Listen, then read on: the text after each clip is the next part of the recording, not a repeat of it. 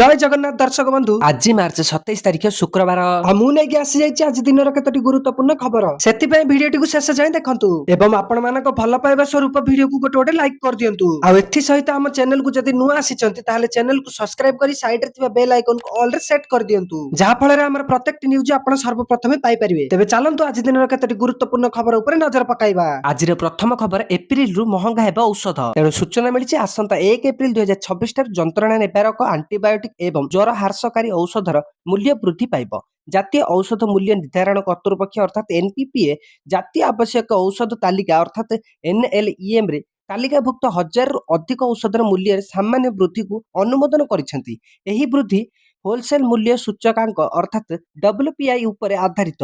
एही रिपोर्ट अनुसार एनपीपीए कहिछि जे वाणिज्य एवं शिल्प मंत्रालय अर्थनैतिक परामर्शदाता कार्यालय को प्राप्त तथ्य अनुसार 2025 रे डब्ल्यूपीआई पूर्व वर्ष तुलन में 0.64956% वृद्धि पाई। यह आधार रे एही औषध मूल्य प्राय 0.6% वृद्धि करा जायछि। औषध कंपनी गुडी को वर्धित खर्च पूरण करिबारे सहायता करिबा पई प्रति वर्ष एही वृद्धि नियमित भाबरे करा जाय।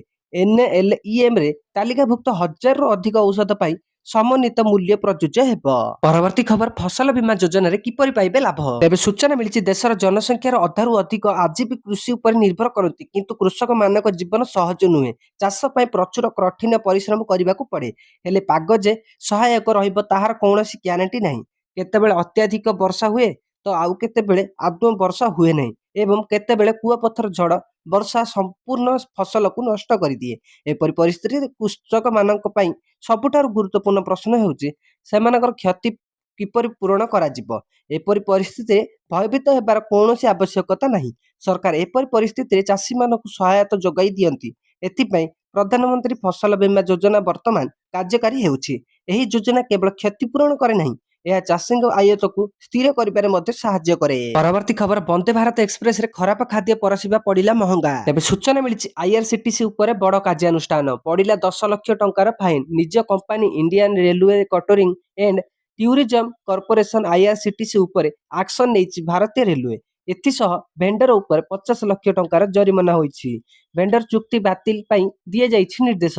पाटनारू टाटानगर जाउथिबा जण यात्री सोशल मीडिया रे एक वीडियो शेयर करछंती जेउथिरे रात्रि भोजन सहित परसा जाउथिबा दही रे पोको देखिबाकू मिलिछि। यात्री जनक एहा मध्ये दाबी करछंती जे अन्य यात्री मानकू परसा जाउथिबा दही रे मध्ये पोको मिसिछि। अभियोग पाइबा पर रेलवे तुरंत कार्यानुष्ठान ग्रहण करी भेंडर उपर 50 लाख जरिमाना लगाइबा सह चुक्ति बातिल करिछि। आईआरसीटीसी को मध्ये 10 लाख टंकार जरिमाना करा जाइछि। परवर्ती खबर एबे भुवनेश्वर रे कालबैशाखी प्रभाव रे कुआपथर वर्षा तेबे सूचना मिलिछि छेचुची कुआपथर वर्षा घड़घड़ी सांगकू पवन बहुथिबा बेले विभिन्न स्थान रे कुआपथर वर्षा हेउछि। पहाड़ रसुलगढ़ एवं कुआपथर माड सेपटे कटक रे मध्ये कालबैशाखी प्रभाव देखिबाकू मिलिछि।